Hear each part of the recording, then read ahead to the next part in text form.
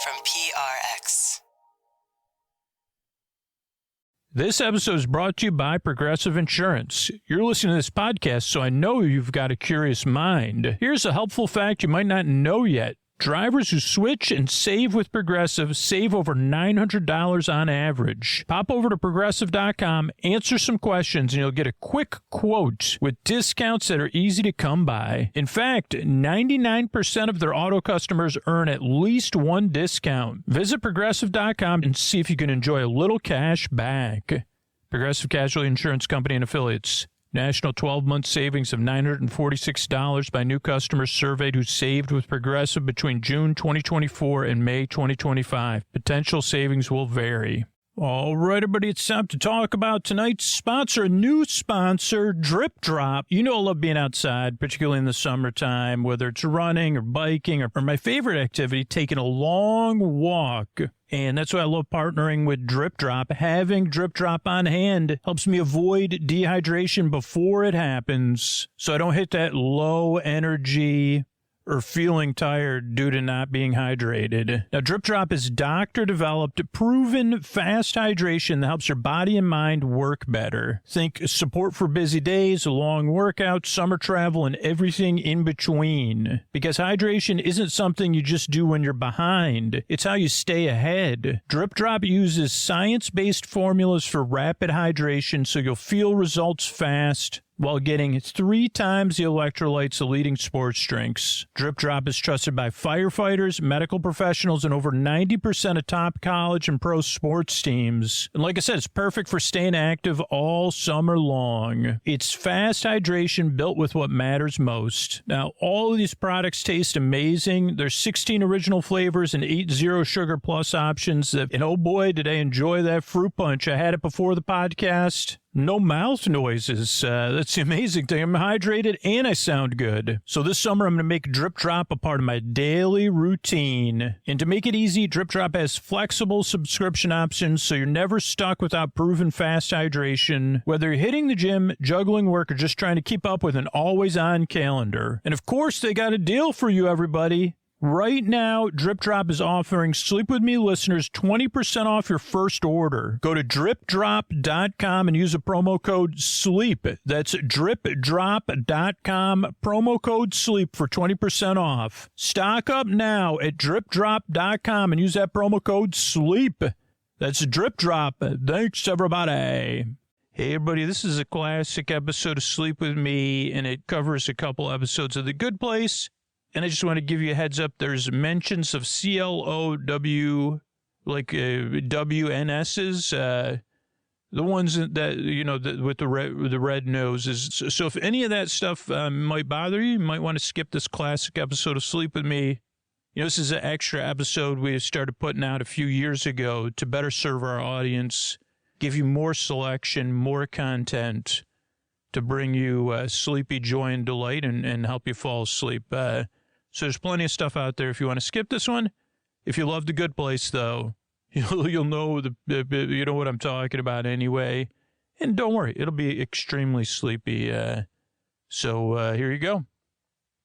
Ladies and gentlemen, boys and girls, friends beyond the binary, it's time for the podcaster. It doesn't pop his peas. He coats his peas in pillows and then puffs them up pleasantly and something else. Because you know why? Because sometimes I run out of stuff to say, but I still keep going anyway. And rarely do I rhyme. And I cannot keep any sort of time. Because it's time for the time is I should have snuck that in there. It's time for Sleep With Me, the podcast that puts you to sleep.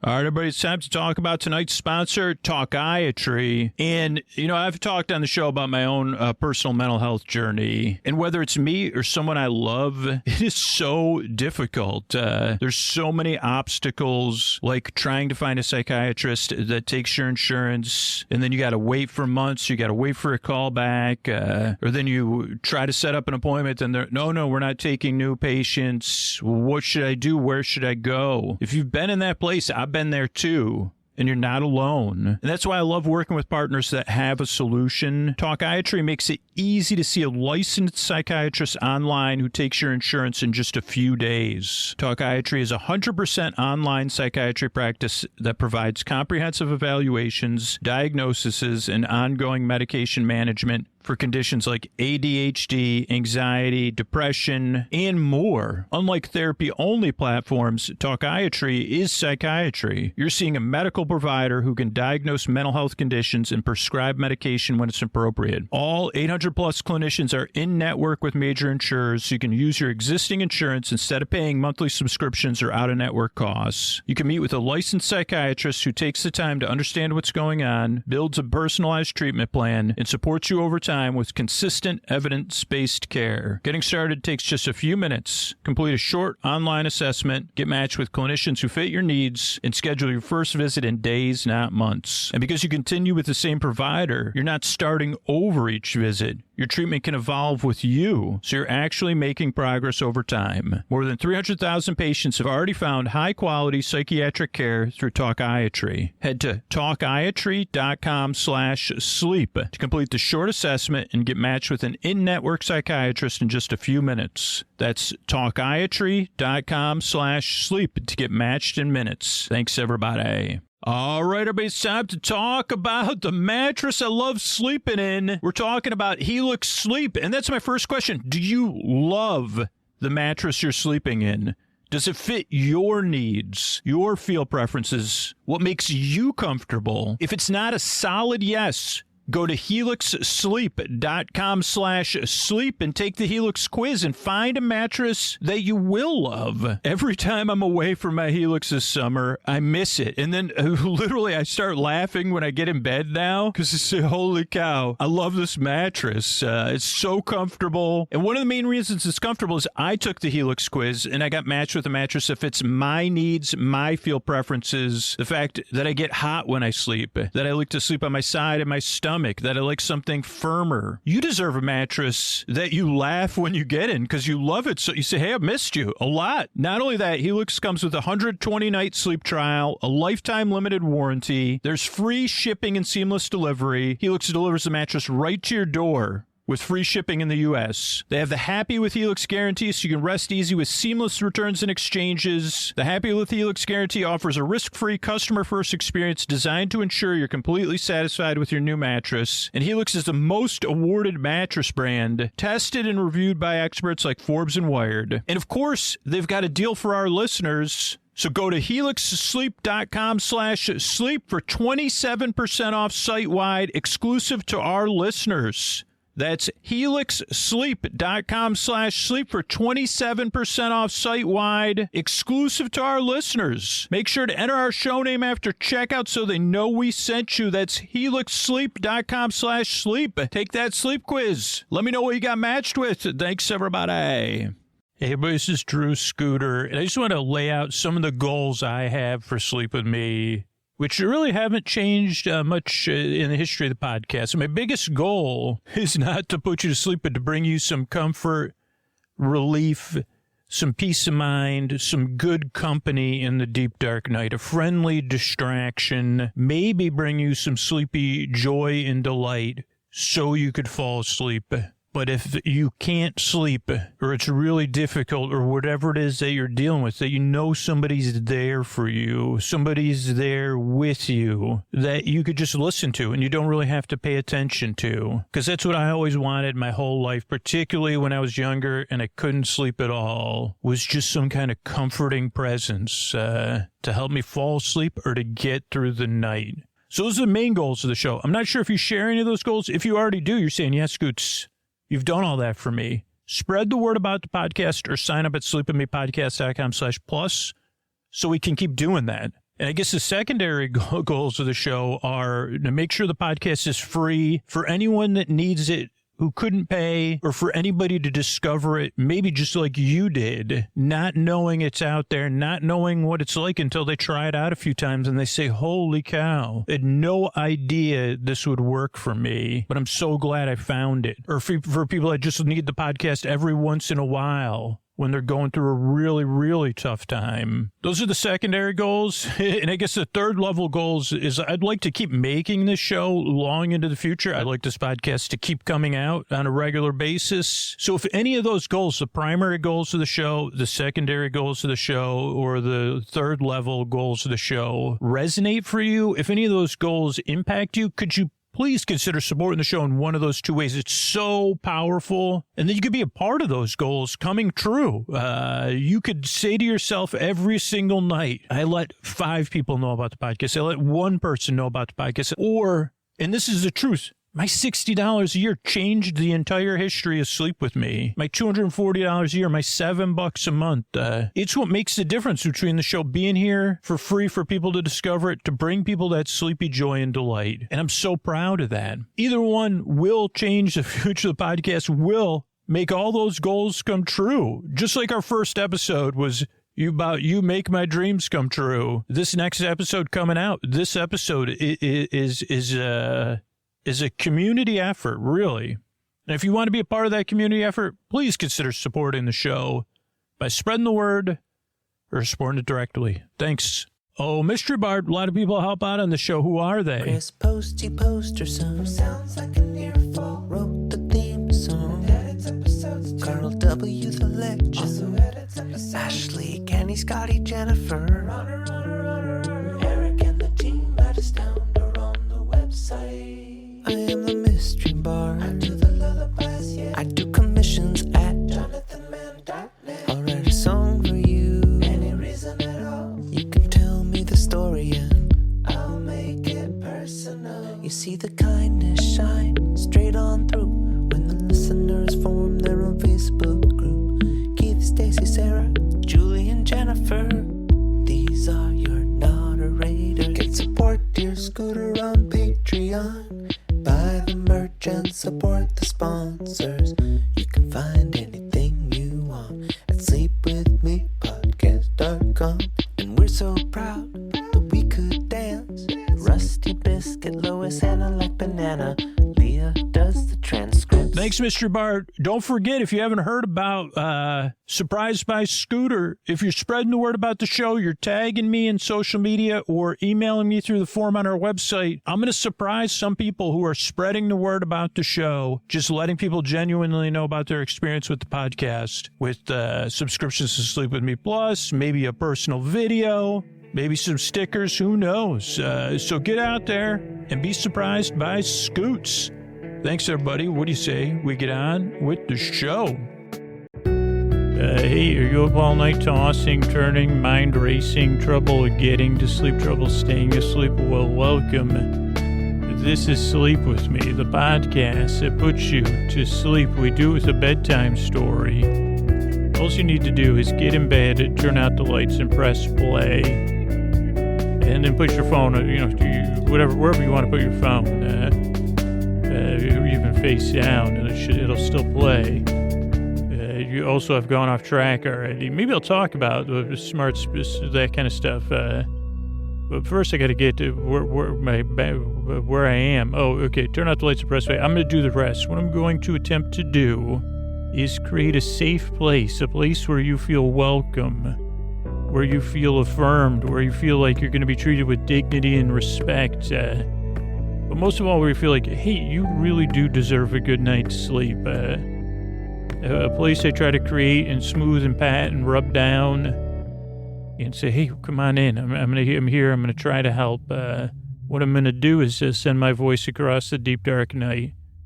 I'm going to use lulling, soothing, creaky dulcet tones, pointless meanders, rusted tangents, faded sleep dust, extra words, metaphor misfires. Have we said that before?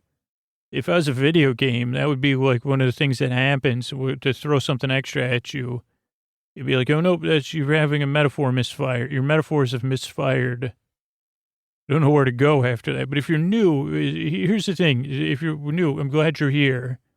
This podcast is not just a little bit different. It's pretty different. So give it a few tries. Don't try to figure it out. I mean, you can. But maybe just kick back, listen, and see how it goes. Most people say, like most long-term listeners say, it took 2 or 3 tries before it started working or I stuck with the podcast. And even for some people, that was like a few months. They tried it once. They said, no, thank you. And then they said, well, let me see it again. And now they're like supporting the show on Patreon. So give it a few tries, see how it goes.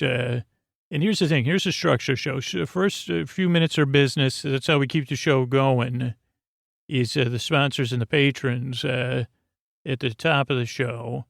Then there's an intro that's usually around 12 minutes where I try to, that's where my metaphors start misfiring, because that's really what happens in the intro. I say, in a non-sleep podcast or some sort of more, structured guru-based podcast, I'd say, okay, here's the podcast that puts you to sleep. But what we're gonna do is, I'm gonna get some sympathetic vibrations going. I'm gonna heat up some, moisture, and send it your way. I'm gonna digitize this sleepy energy and put you to sleep. So let's get started. But that's not that might be their actual method. I don't know. I mean, maybe I'll patent that method. I'm not sure what it means, but we're going to stir up some eucalyptus in here. And I have my mortar and pestle going. You notice how I correctly said that because I'm not Scooter. So I'll be mortaring and pestling, with, aromatics. And then they'd go right on to the mortaring and the pestling or whatever. Or pedaling, maybe they're pedaling too. That's a pretty relaxing motion, in my opinion. Yeah, but for me, it takes 12 or 13 minutes because they say, wait, mortar, how do you say that? Then they say, oh, what about that pedaling? I'm pedaling. Well, wasn't I going to talk about something else that I already forgot about? Well, it looks like my metaphor's misfired. Oh, wait a second, that's what I was going to talk about, metaphors misfiring. Oh, no, I think I was going to talk about something before that, that I definitely forgot. Oh, no, smart speakers. Okay. But usually I do that for about 6 more minutes, which I will proceed to do from here on. But so that's the intro. Some people skip the intro, but most listeners use it as part of their wind down routine. Or the daytime listeners or the double listeners use it as part of their, a downtime routine at work or in traffic or whatever. So it's a way to ease you into bedtime. Really, that's what it is. And to prove my competence by incompetency, putting you to sleep.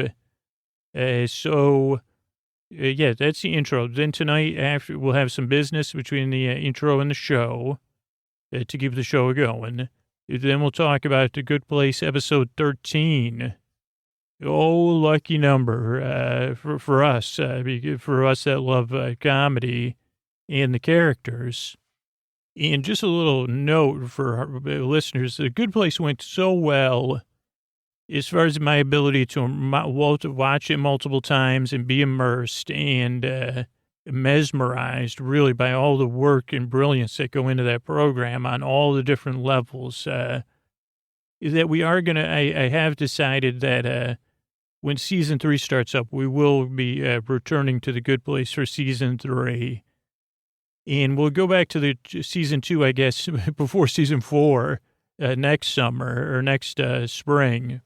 And in the meantime, maybe we'll have some Star Trek content between now and, I don't know, like, you'll be hearing this in the future from when I'm recording this. But I just want to let everybody know that The Good Place, like I'm in LOVE with that show and the people that are created in all the different ways, casting, acting, writing, producing, directing, set dressing particularly.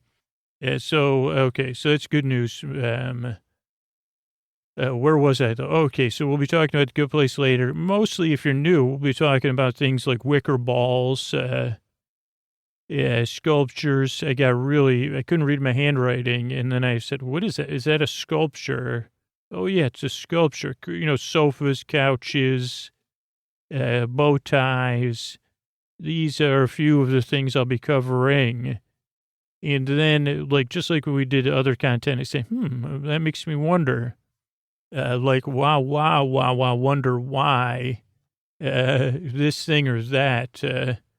When Scooter wonders, he looks it up on Wikipedia, and that, it's not even in an alliterative way. The Accidental Illiterist. Is that a book title I already invented? The Accidental Illiterist. It could be like a Richard Scarry, one of those traffic ones where all the traffic is jammed together. Yeah, do you get it? I'm not sure I get it. I'm so sorry. I'm distracted. I'm looking for that gold bug or whatever.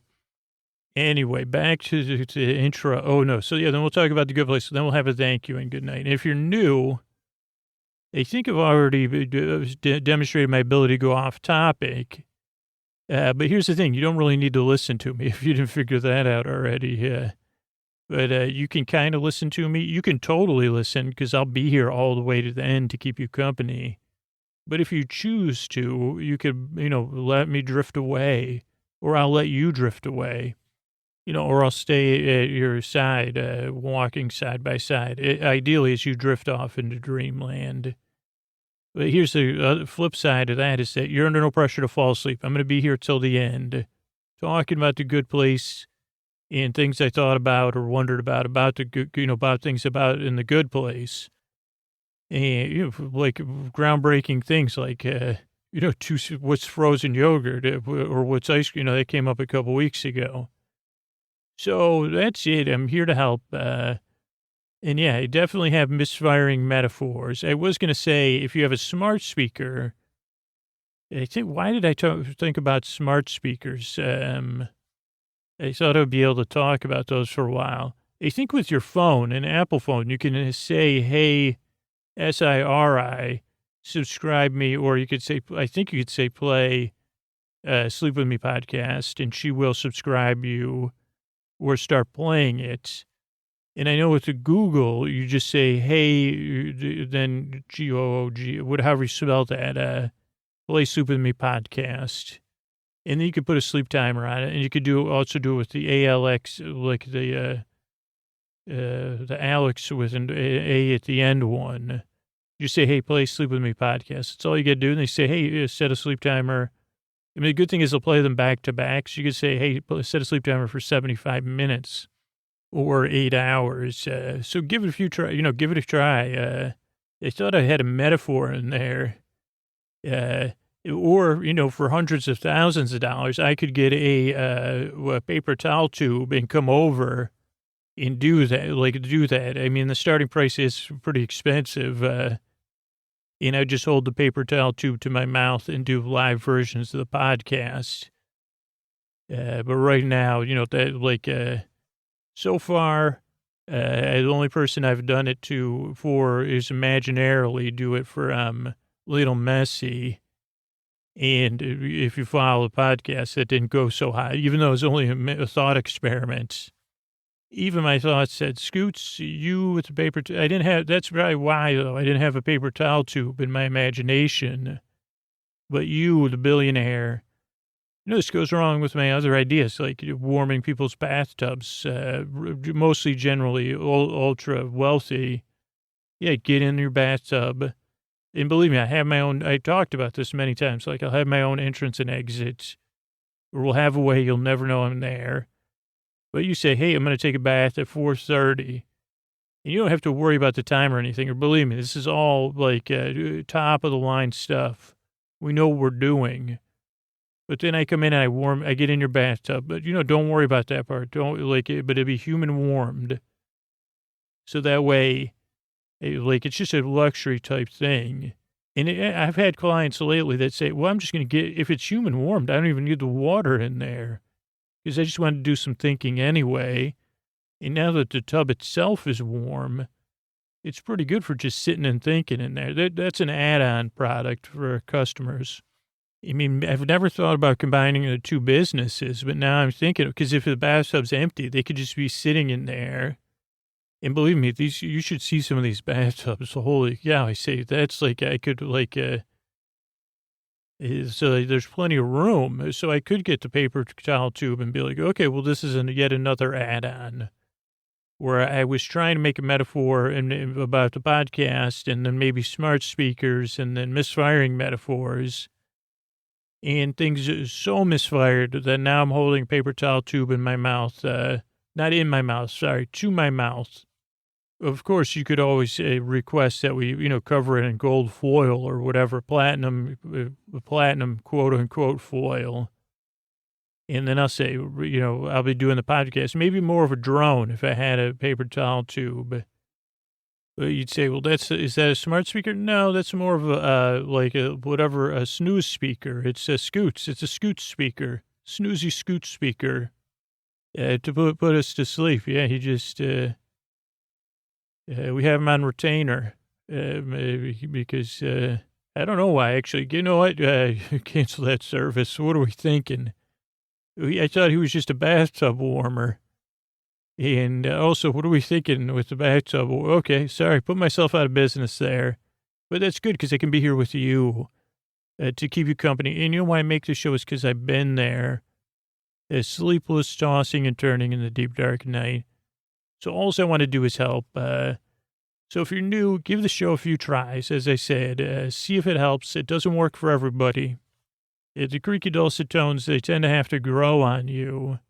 Because this is just something to listen to and not really listen, depending on what your needs are. But if you're not going to fall asleep, I've heard from some of you, and I'm dedicated to keeping you company right to the end of the show. Believe me, this is really something I'm honored to do if I can help, because I do believe you deserve a quality night's sleep and not any of that friggin' tossing and turning stuff. Or if I can reduce that. Or make it a little bit relaxing, or as I saw some listeners mention, and we'll do it now, is if I can interject a little barely smile. And one of the patented ways I do that is a couple of techniques as we wind down here. And I'll tell you, I really appreciate your time. I really appreciate you stopping by, and I hope I yearn to help you fall asleep. But yeah, go ahead and scrunch your shoulders up, right up by your ears. And then let them unwind. And now do a couple forward shoulder rolls and backwards rolls. Now do some fists. Make some ball your fists up and slowly relax. 1, 2, 3. Now this is a new method I have that you don't have to do. You could even picture it, but palm to palm. Press your palms together. And 1, 2, 3. Let it slowly release. Now intertwine your hands, your fingers, and say, hey, all my fingers are giving one another a hug. My palms, I guess my palms are kissing one another or just lying skin to skin like a mother and a baby. And you could even have your thumbs give one another a rub or a pat on the back of your thumb or the front of your thumb. I don't know what the front of the back is. And finally, oh no, wait, let's do like pull your feet back and forward. Now let's circle our ankles to the left and to the right. Oh yeah. And now the most important method here, take a breath, and you're gonna squeeze your butt cheeks together. Oh yeah. Or like, I don't know, because I'm sitting down, you're lying. Here's what you're going to do. Picture in your mind the St. Louis Arch. And each butt cheek could create its own St. Louis Arch. And now, but it's a balloon arch. And now 5, 4, 3, 2, 1, release that arch and let it deflate. So relaxed. I'm here to help. And here's a couple of ways we keep the show going.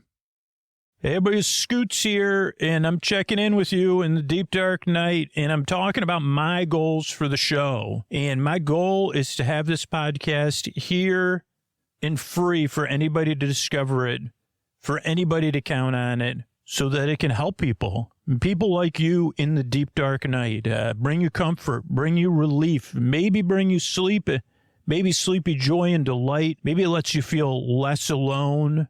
Or maybe you don't even listen to it. It's just a friendly drone in the background. My goal is to be here for you night after night, year after year, or on call as needed, and to keep these shows coming out and available to anybody. Now, Pascal recently signed up to support the show and said that they thought I was an old retired dude just doing this in my free time, until they realized how many people and how much work it takes to make a podcast like this. And then Pascal said, I've spent tons of money on useless CRA to the P and stuff I didn't even need or never even worked.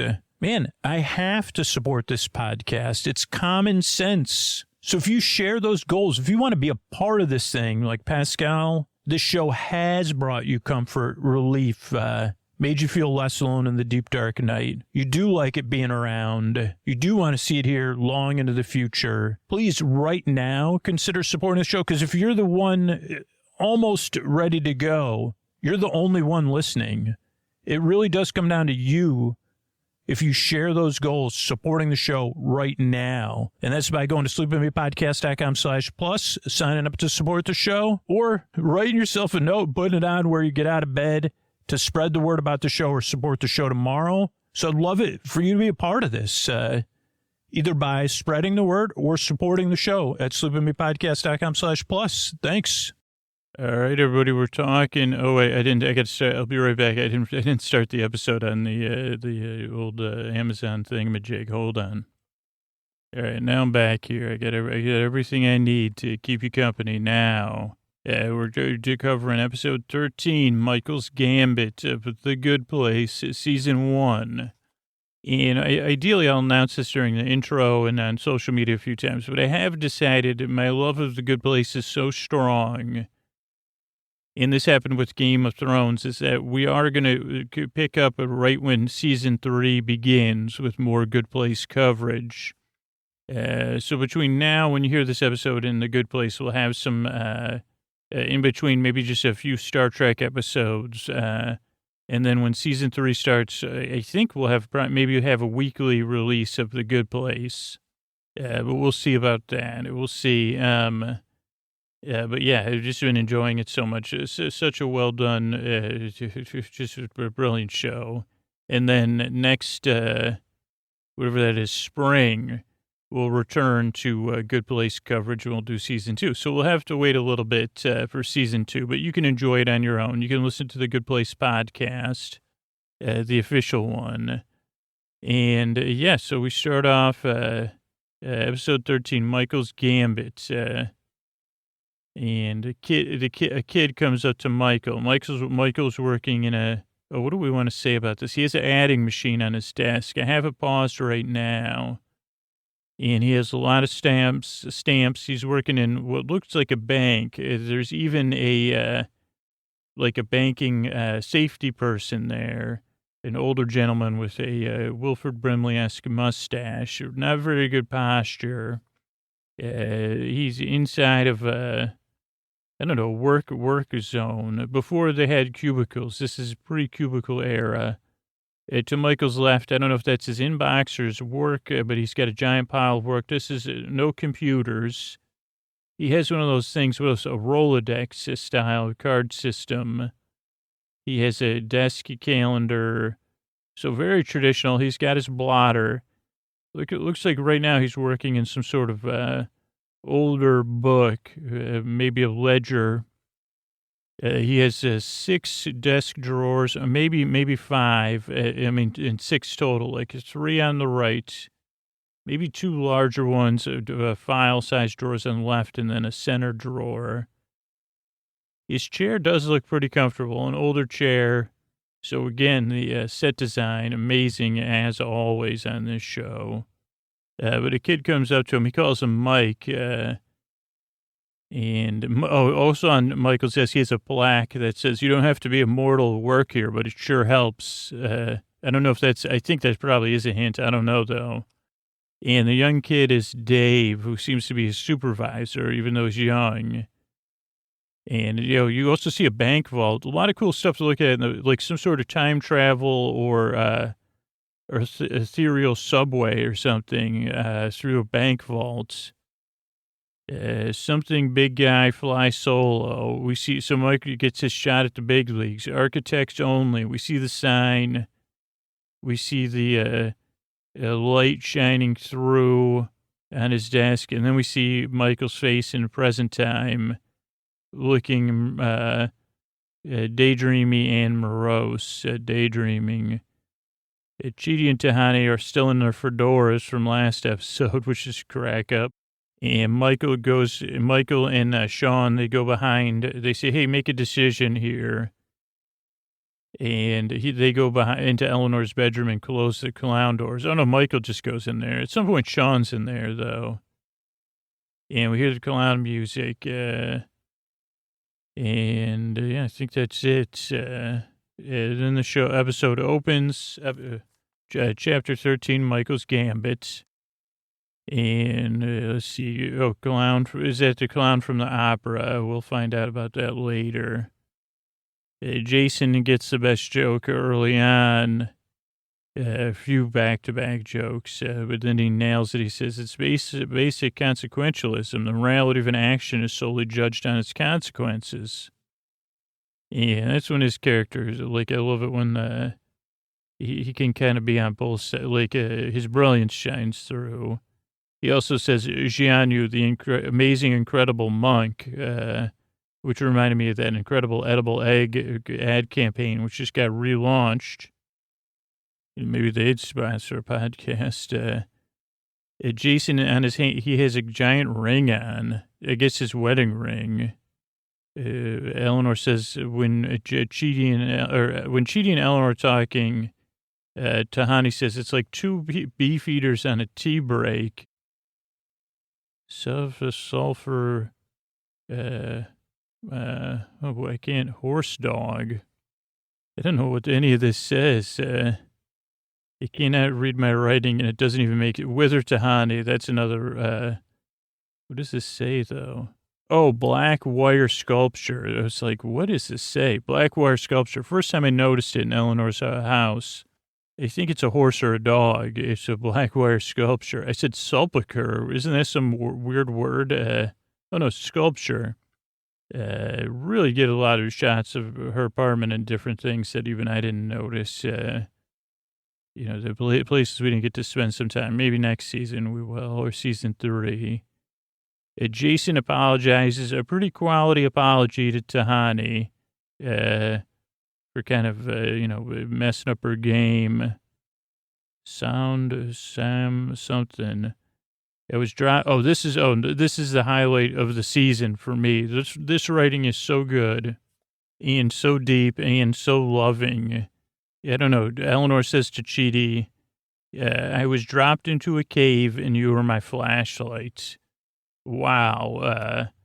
I don't know. I mean, especially when Kristen Bell delivers it to Chidi, because he says, well, she said, it kind of let you down. And she goes, no, I don't know. I just find that beautiful. Really, it was dropped into a cave and you were my flashlight. It's so both, it has all of it. It has a more, it has, all of the kinds of love that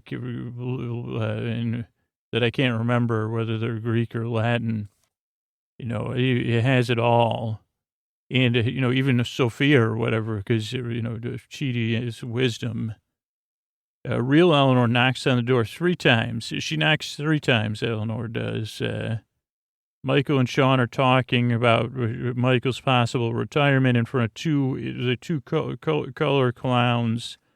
Inside Eleanor's room, full color, larger than life clowns, painted on the doors to her bedroom. Her bedroom would be really good.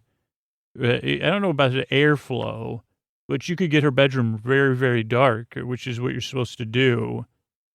Whether you sleep during the day or night. I don't know what her window situation is with those doors closed. And you have to keep an eye on LEDs, but I think that's a good thing. I've been really thinking about a return, a homemade. I mean, I almost sleep. I have to, because they live in a tougher area to live in. I have my living room half a bedroom, half a living room. And so I have curtains. And I was like, if I ever move, I probably would keep some sort of homemade canopy. Because you really want it dark when it sleeps, but you got to have that airflow too. D, all knowing. Oh, Sean had a great line here. Let me see if I can find it.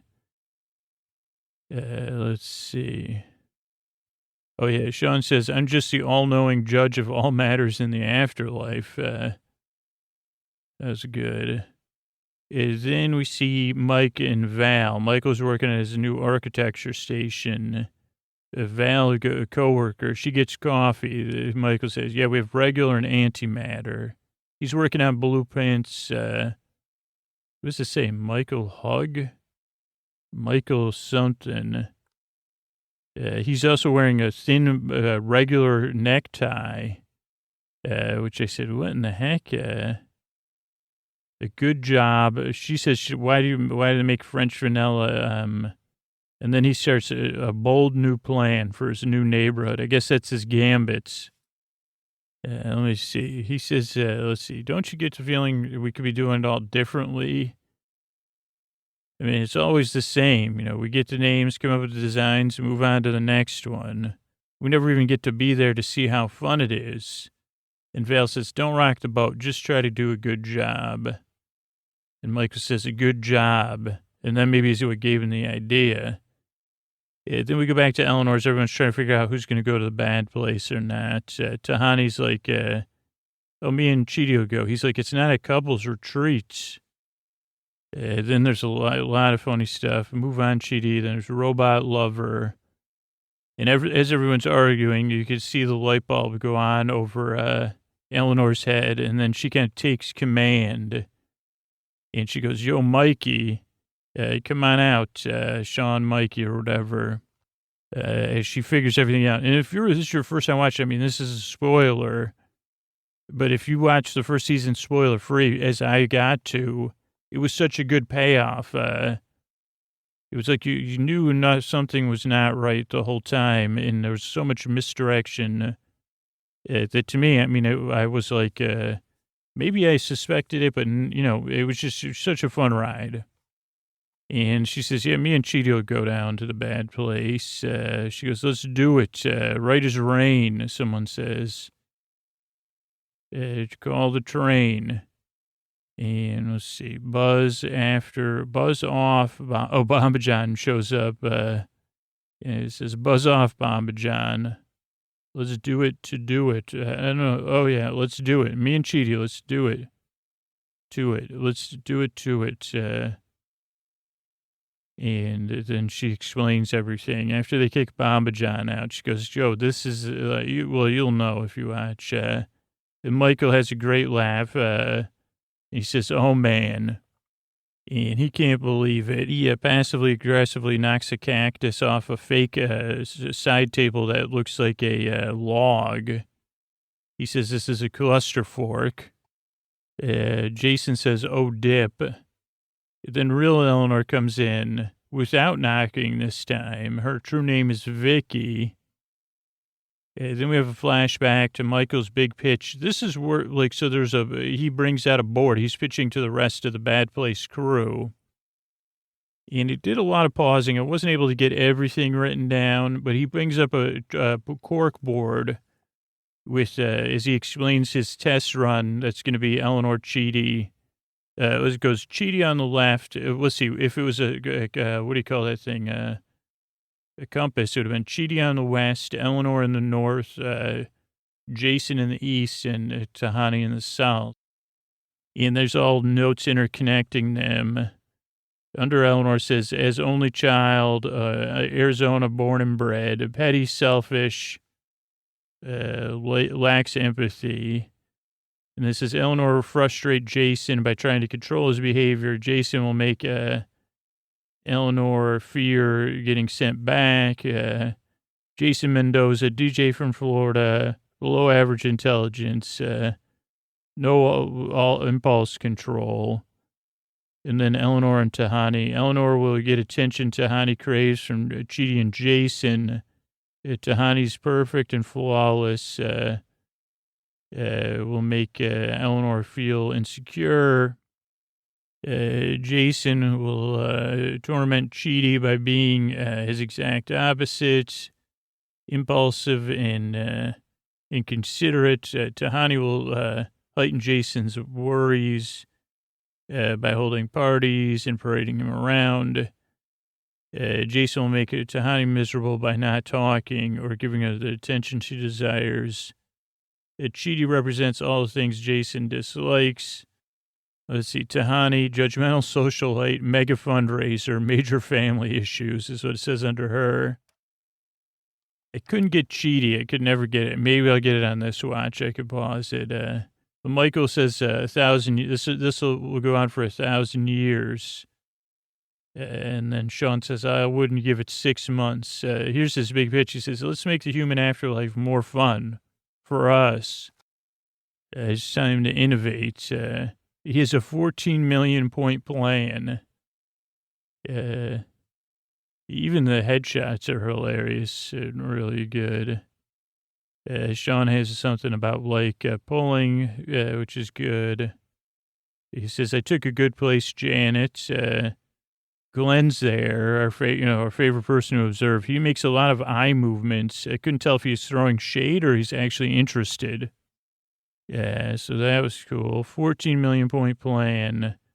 Michael's still coming up with ideas, though, last minute, because then they start showing when they're working on the plan. I said, oh, yeah, for a 14 million point plan, it wasn't very planned out, because then Michael's standing outside the door while Chidi and Eleanor are arguing in like episode 3 or 4, sending in the couples counselor and the body language experts who swing, and they're just coming up with ideas on the spot. I said, what kind of 14 million point plan is this, Michael? By the way, if you're listening for real, don't worry, I'm just joking. Oh, Sean's the one that uses the word Gambit. Last minute with Private Eye and Therapist. They did not anticipate 160 billion for charity. Oh, yeah, Michael said, gee, we didn't anticipate it. It turns out Jason thought Tahani came up with $1,000 for charity. I think she said 60 billion. That's a lot of charity.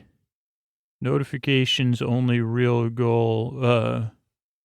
Motivations. Tahani talks about her motivations. One of her only real goal is to snog Ryan Gosling at the Met Ball, which she did a few times, she said. Then Chidi thinks he's in the bad place because of his consumption of almond milk. But then they say, no, it's because you're rigid and indecisive. And then Eleanor kind of uses this superhero thing. She says, this is wonderful. You succeeded in bringing us together. Then Mike says, well, next time I'll fix that. And then Eleanor says, we got to come up with a quick plan. And everyone's mouth is open slack. We see Eleanor's patio. She has white stone, on some parts of her patio, and maybe some bark out there, maybe a willow tree. She uses a page from the book, What We Owe Each Other, to write a note to herself, find Chidi. And then Eleanor, she's pretty confident. So she tells Michael, you're basic. And then we see her eyes and we hear the ting and we see welcome. Everything is fine and cool. I don't know what that means, but, cool. And then Michael's got a purple pocket square, kind of a dark polka dotted, with dark dots on the on the pocket square. I wouldn't say polka dots, so. Plaid bow tie, maybe Madras bow tie. He tours around, and now instead of frozen yogurt, it's pizza. So we see restaurants like all the pizza, perfect temperature pizza, plenty of pizza, correct combination of toppings is having 100% off sale that ends never. Eleanor meets her soulmate, but this time it looks like Aaron Rodgers a little bit. And he's a sexy mailman. I mean, oh boy. I said, oh boy. I'm comfortable saying he's a sexy mailman. And he says he loves to work out. And I mean, she's kind of like, okay, I guess I could work with this. He's from Teaneck, New Jersey. And I noticed in the Pyrex box or whatever, I know it's not Pyrex, but Lucite, that the clown even had clown shoes.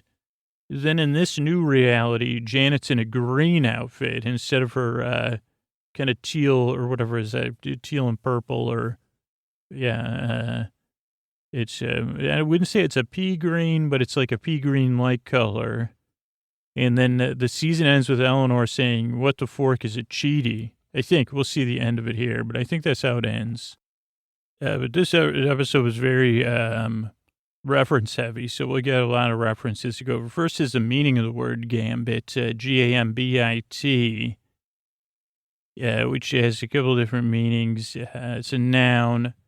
It can mean in chess an opening where the player seeks to obtain some advantage by sacrificing a pawn or piece. Any maneuver where someone seeks to gain an advantage, or a remark made to open or redirect a conversation. Gambit, gauntlet can be confused with. So I don't know which of those Michael's doing, but it also reminds me, like I used to watch the cartoon X-Men at some point when and there was a character Gambit on there who's like a Marvel character, probably be in a movie soon. But I don't really know a lot about Gambit, but now we will. It's from a Wikipedia, Remy Etienne Lebeau, or a fictional character, Marvel, commonly in association with the X-Men.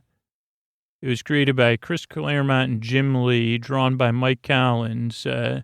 First appearance in Uncanny X-Men Annual 14 in July 1990. And Uncanny X-Men 266 in August 1990. And, Gambit has the ability to mentally create, control, and manipulate pure kinetic energy to his desire. Also incredibly knowledgeable and skilled in card throwing, hand-to-hand combat, and the bow staff. It can charge playing cards and other objects with kinetic energy, and cause them to do stuff for heroes. Even cooler, in a throwback to, video games and D&D, is he was a part of a thieves guild before joining the X-Men. And because a few X-Men trusted Gambit when he first joined, this was a source, again, with his romantic interest, Rogue, and exasperated when Gambit had connections to Mr. Sinister, though some team members think that, Gambit's honest and seeking redemption. Gambit has been, kind of tried to be all machismo, but he's also has this thing with Rogue, proud of his Louisiana heritage, speaks in a thick Cajun accent, has appeared in some 2013 solo series starting in 2013, trying to make Gambit a title character. Gambit and the Externals and the X-Force replacement. 65th on the top 100 comic book heroes of all time. That's not too shabby, Gambit. Let's see what else we got. Publication history, we kind of covered that. Early life, this is like a G.I. Joe thing. Early life, he was raised by LeBeau Clan Thieves Guild and given to Antiquary. He had a nickname as a kid that's interesting. Joined Fagin, another, different Fagin, but same thing. Oh, maybe that's how he ended up in LeBeau. His biokinetic charging abilities manifested in his teens, though he kept his powers secret. When he was 15, he accompanied his cousin on his tithing. Is a Thieves Guild test. Didn't go well because they were supposed to take the immortal, powerful immortal mutant Chandra, who quickly, said, I'm not going to be captured by you two. And let's see, they, dealt with a bunch of other stuff. We're going to have to join Hydra. And then he said, I'll use my powers to get out of here. Then used a playing card that his Etienne had dropped. And then they jumped in the sea. Then he worked for Mr. Sinister, who was under the disguise of Dr. Nathaniel Essex. who wanted stolen diaries back. And then also, I guess Gambit doesn't like the cold. And then ran into Wolverine, found the diaries, didn't give them to Essex, got rid of the diaries, and no one was happy. He got married once, and then got exiled.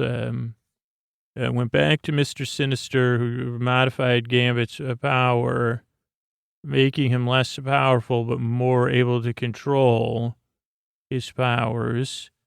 But then maybe it got returned. I don't know. After wandering the world, he ran into a depowered storm, helped her, rescued somebody from a nanny, and a bunch of other stuff. Yeah, so interesting. Wow, yeah, a lot of stuff. So definitely a character with a lot of history here.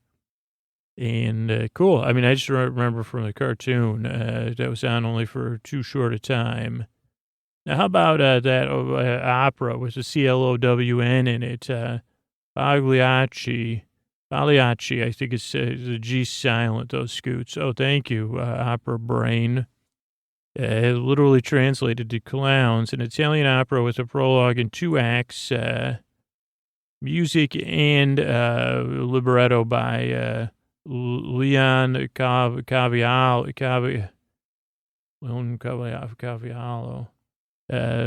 with music and libretto by Leon Caviallo, maybe. Frequently staged with a double bill, Cavaliere sometimes in a double bill with another opera. Let's see, around 1800, after something else premiered, Leon Caviallo was a little-known composer and saw his friend's success and wrote an opera in response. It was 1 act, composed in the Verissimo style. And he wrote the story of Pagliacci based on interest. It was like a thing from his childhood, which, influenced him. And then once they heard about the plot, they said, well, it's a bit like another French play. And so they said, well, it's like, I think you took my idea. They went back and forth and said, no, it's my own idea. Drop it. And they did. But he was a student of French culture. But, you have to think these things. It got mixed reviews at its world premiere. I guess the plot you can't even speak of. Let's see. In the prologue, the overture, the curtain rises, but there's a second curtain. Tonino, dressed as his comedic character, Taddeo, addresses the audience and reminds the audience that actors have feelings too, and that the show's about real people. I mean, a couple of these songs you pretty much know. It's 3 o'clock in Act 1. They enter the village. The villagers cheer. They give a performance of Troubles with Pagliaccio, and they're trying to figure out the timekeeping. And the villagers say, hey, come to the pub, local tavern.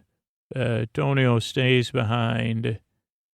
And, there's like, love circle type things. And kissing, and then saying, oh, let's not kiss. And then, then a lot of singing. And so that goes on. I mean, I guess I can't, it's deep stuff. And it ends with the line, the comedy is finished, which parallels the prologue. And the appropriation of this final line dates back to 1895. John Wright analyzed the dramaturgy of the opera in the context of the assignment of the final line and concluded the original assignment of the final line to Tonio is the most consistent and appropriate assignment. But sometimes Tonio delivers the final line, and sometimes Canio delivers it. Orchestra consists of 2 floats, 1 piccolo, 2 oboes, 1 cor anglais, 2 clarinets, 1 bass clarinet, 3 bassoons, holy bassoons, 4 horns, 3 trumpets, 3 trombones, 1 tuba, 2 harps, a timpani, and tubular bells, or however you say that, percussion. And on stage, there's a violin, oboe, trumpet, and bass drum as part of the show. Percussion, triangle, cymbals, bass drum, and a glockenspiel. And maybe a tam-tam. That's given 3 strokes before the announcement the comedy is over. Let's see what else we have. So it's a little bit about Pagliacci. It's also Seinfeld kind of brought it back. What about the incredible edible egg? This is real brief, but it was a famous marketing slogan for the American Egg Board. Swan Gallery's Saul Mendel's poster in 1976 maybe came up with it. In 2012, a new version came out, and I thought I saw somewhere recently that in 2018 they're working on it again. But I guess that's it. That's all I have for the research. But it was like the incredible edible egg. Just reminded me when Gianni says the incredible amazing monk. And what about beef eaters? I really didn't. I thought I had covered beef eaters before. Turns out I know nothing about beef eaters and many things. Yeoman warders of Her Majesty's Royal Palace and the Fortress of the Tower of London, and the members of the Sovereign's Body Guard of the Yeoman Guard Extraordinary. And that's a serious title, popularly known as the Beef Eaters, are the ceremonial guardians of the Tower of London. In principle, they're there to look after whoever's there, keep the crown jewels safe, and lately they have to conduct tours since the Victorian era. In 2011, there were 37 yeoman warders and 1 chief warder.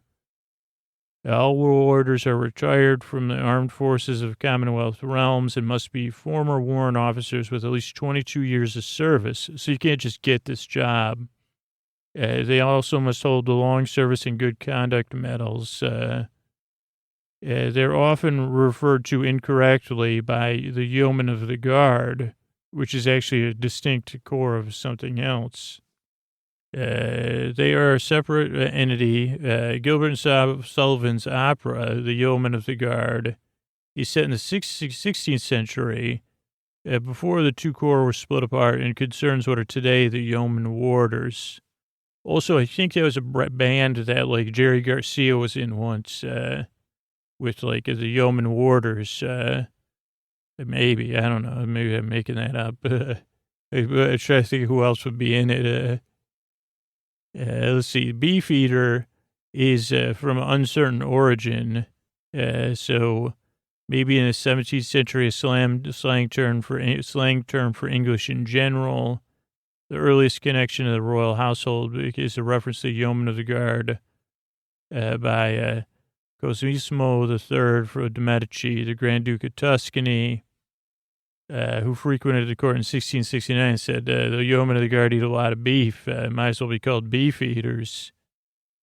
Then the name was carried over the yeoman warders due to the 2 corps' similarities and the yeoman warders' more public presence. Beef eaters also, here's something, this was a business I proposed about a year ago. Sipping broth. Here's the thing. Beef eaters don't take tea breaks. They sip broth. They commonly produced and consumed broths made of beef. Those broths were known at the time as beefy or beef.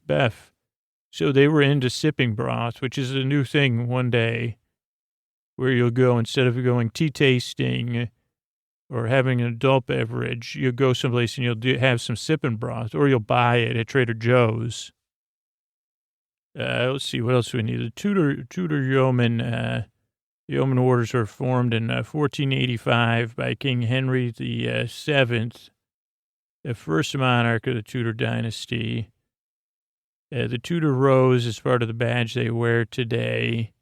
1509, Henry VIII moved to the official residence from the Tower of London, but the Tower retained the formal status of a royal palace. To mark this, a party of 12 yeomen of the guard were left in place as a token garrison. Then their name were changed to the Tower Warders to more accurately reflect their duties. As warders without any ceremonial state functions, they fortified the right to wear a scarlet royal livery and of the now separate yeomen of the guard. This was restored to them during Edward the Fifth in 1547, and they were impressed by the behavior of the warders. They were split. The original Tudor Guard was split into two categories: ordinary guard and the additional troops of the extraordinary.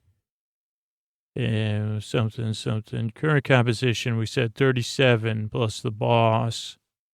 Retired members of the service, as we said, they normally wear an undress uniform of dark blue with red trimmings, and when a sovereign visits the tower or the warders are on duty as state occasion, they wear red and gold, similar to those of the yeomen of the guard.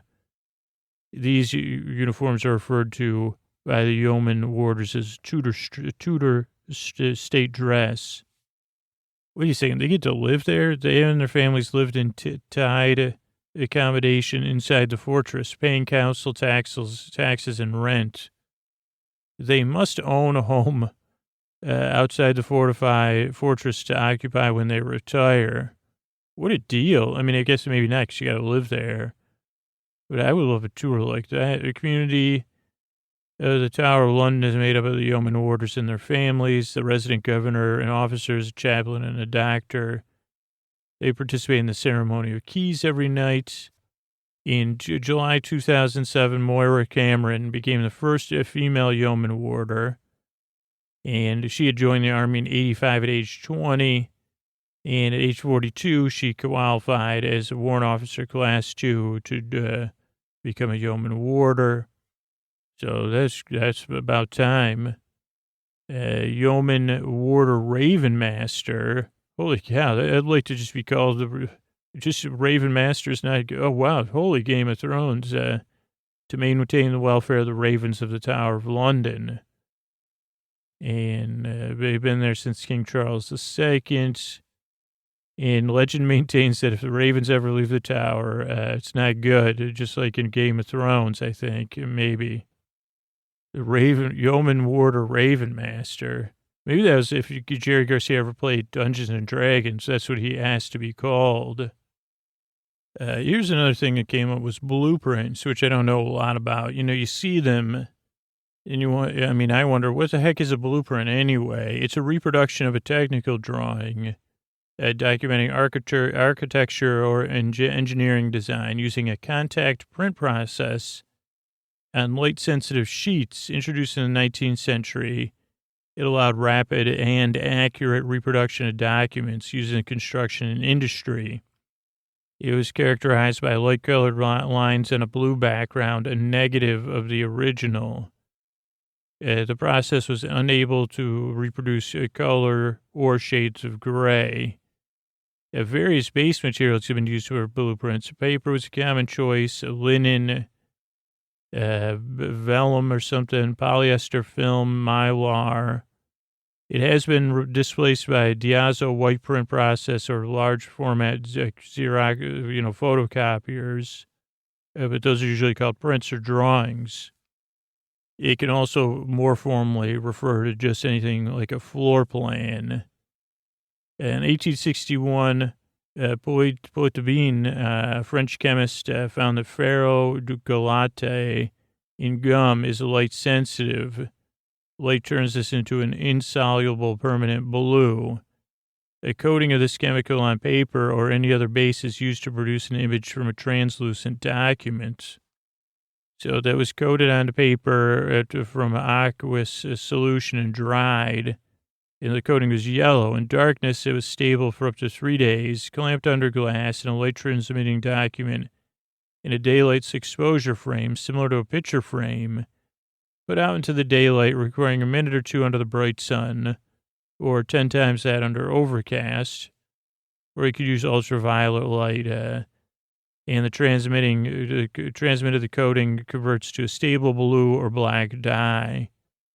The image can be seen forming, and when a strong image is seen, the frame is brought indoors, and the unconverted coating under the original image is washed away. Paper is then dried. The result is a copy of the original image with a clear background area rendered dark blue, and the image reproduced as a white line. The image is stable. The contact printing process has the advantage that no large field optical system is required. Further advantages, it's the same scale as the original. And another quality is you can't mess with it because of the dark background. You can't add new information. Can't be easily altered. Sometimes it's a strength, sometimes a drawback. So that's cool. All other blueprint processes were based on photosensitive ferric compounds have been used. It's pretty amazing the things people can do when they experiment and set their mind to stuff. Now, what about this Met Gala? We hear about it every year because somebody's always stealing the show. You know, Ryan Gosling every year probably steals the show. But I always say, what is that? Now I know enough so I could not remember it. It's the Met Gala, formerly called the Costume Institute Gala, and also known as the Met Ball, is an annual fundraising gala for the Metropolitan Museum of Art's Costume Institute in New York City. And it marks the grand opening of the Costume Institute's annual fashion exhibits. And each year, the event celebrates the theme of this year's Costume Institute exposition, and it sets the tone for the formal dress of the night, since guests are expected to choose their fashion and match the theme of the exhibits. Following the event, the exhibition runs for several months. It's one of the most exclusive social events in New York and one of the biggest fundraising nights in the city. In 2013, they raised $9 million, $12 million the following year. And it obviously is one of the most notable sources for funding for the Institute. You know, they get all the glitter out of there for real. It's the fashion industry's premier red carpet event. And widely reviewed fashion critiqued and emulated. And, you know, they closed the museum for the day. Let's see. Rivals, Vanity Fair's Oscar party, said to have more star power. Oh, no, that has more star power, but less fashion panache. In 2014, it was $30,000 just to go, if you were invited, probably. Maybe they even raised the price 10,000 more. 650 to 700 people are on the guest list. Each year they have a theme. Let's see some of these themes. 70s fashion plate, untailored garments, American women of style, glory of Russian costume, Vanity Fair treasure trove. Let's see what else. Man and the Horse, costumes of Royal India, in style, from Queen to Empress, Age of Napoleon, Survival of Haute Couture, Gala held, but no costume exposition in 91, 92.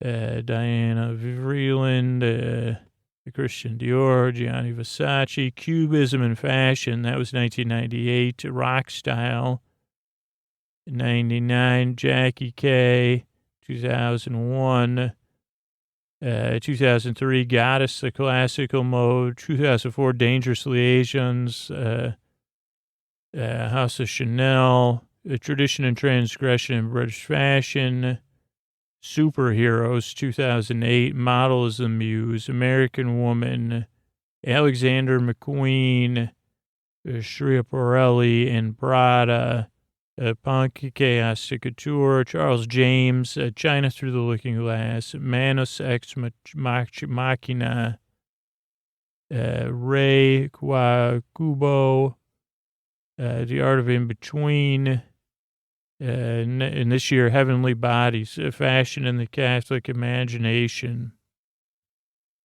See, I'm not so hot at pronunciating. What about almond milk, briefly? What's in there? Almonds and what else? It's a plant milk manufactured from almonds with a creamy texture and a nutty flavor. It contains neither cholesterol nor lactose.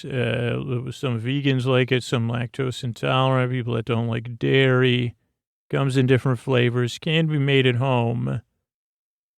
Been around since the Middle Ages in both the Islamic world and Christendom. Suitable for consumption during Lent or fasting strictly for aristocracy. Let's see. It was a niche food item till the early 2000s when it got popular.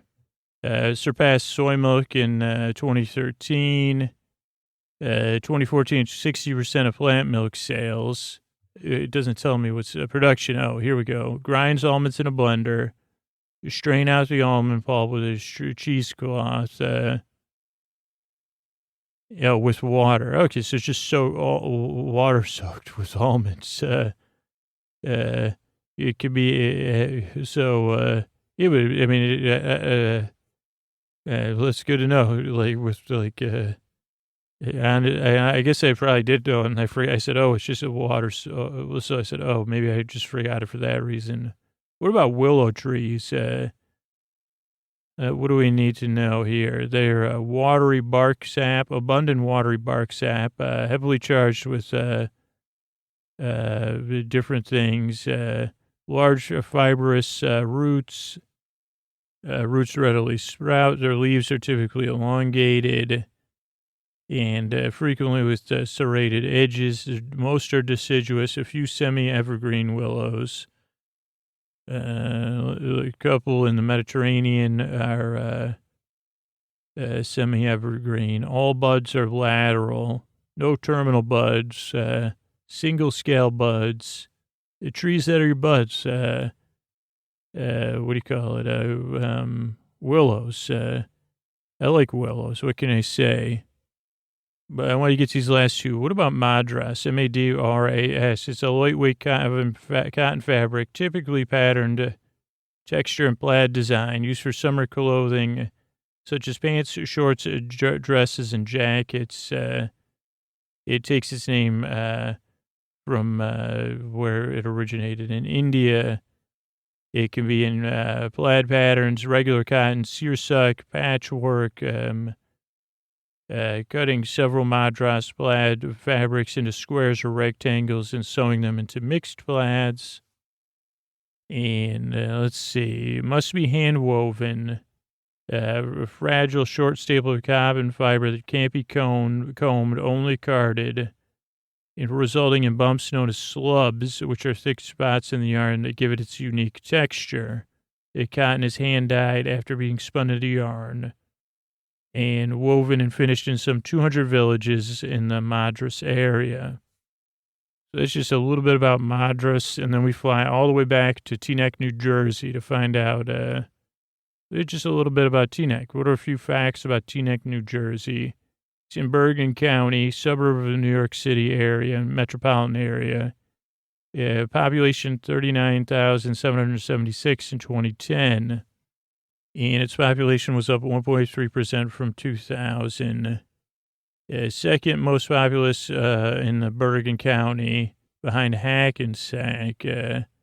Created on February 19th, right around my birthday, 1895, from portions of the Inglewood Township and Ridgefield Township, both of which are now defunct, along with Bogota and Leonia. Independence followed the result of a referendum where they voted 46-7, succumbing to the borough craze. They wanted to be a township and not a borough, I guess. Teaneck lies at the junction of Interstate 95 and the eastern terminus of 80. Oh, wow. That's where 80 ends. also bisected by Route 4 and the CSX Transportation River Subdivision. Has commercial developments, crossroads at the River Road, train, and other geographical features. Has made many momentous events over the centuries. After the Battle of Fort Washington, George Washington and the troops of the Continental Army retreated across New Jersey, traveling through Teaneck and crossing the Hackensack River at Newbridge Landing, which is now State Park. So that's interesting. Teaneck is not known, the name or the meaning. It's speculated it could be a Dutch or English word, in the woods or something. Or it could be from the Dutch neck where there are willows. So another use of willows. Let's see. There's a neighborhood vicariously called East Hackensack or New Hackensack. I don't know what that is. Washington passed through there. Then he watched 6,000 British troops travel up the river by boat. He and his troops had to abandon their position on the Palisades, crossing New Bridge Landing.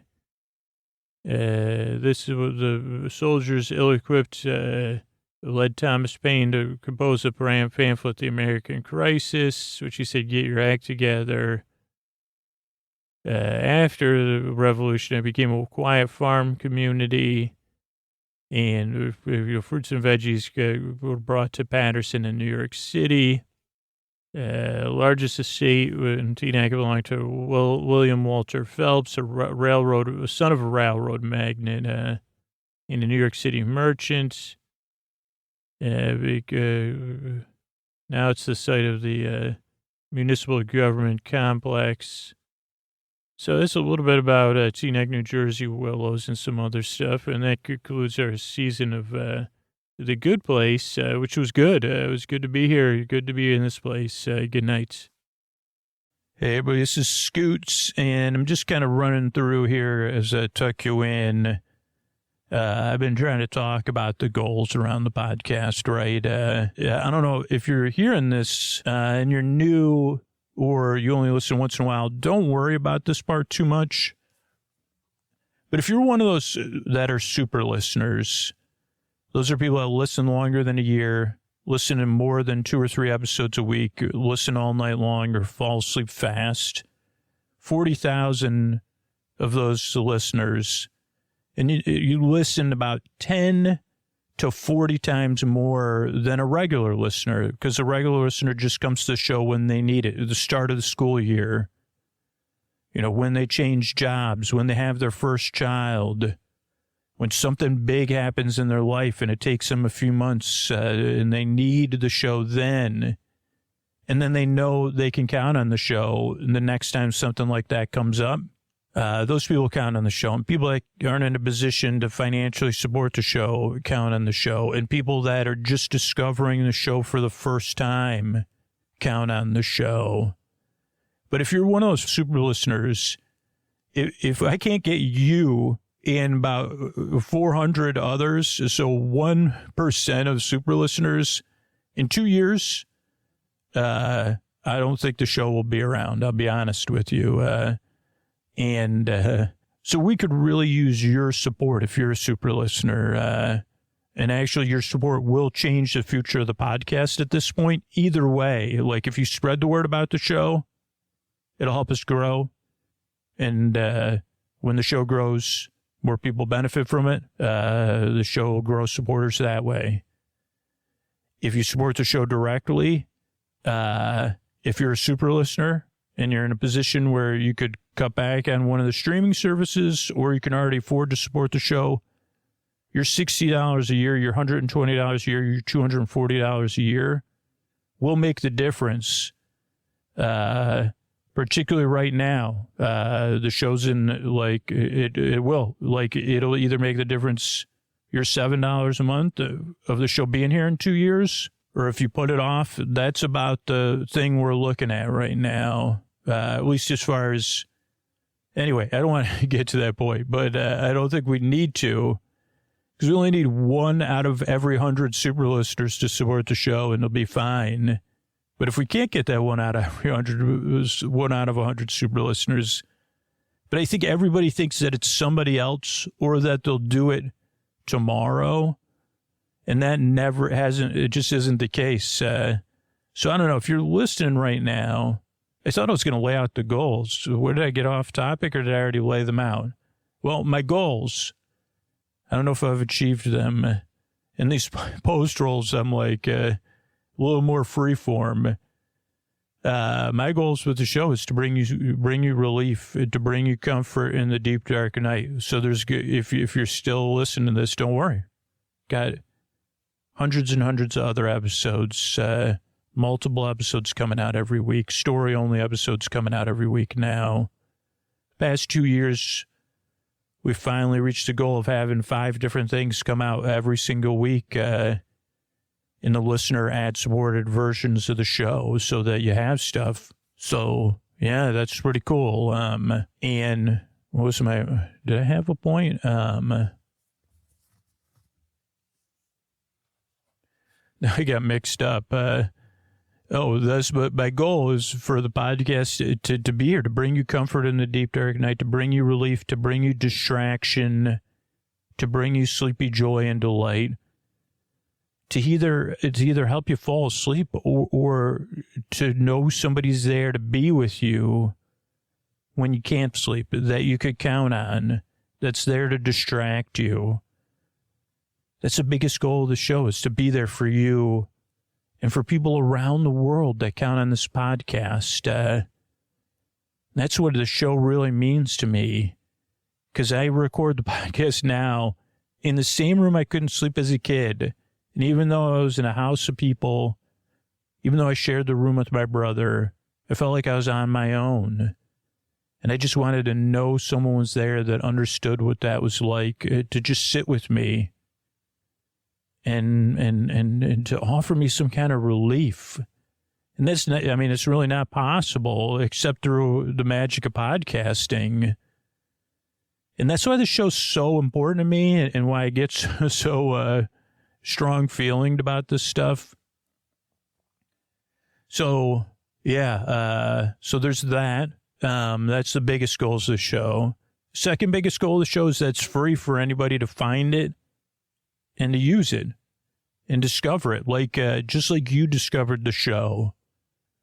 Because it was free. It's so different, and it only works for the people it works for.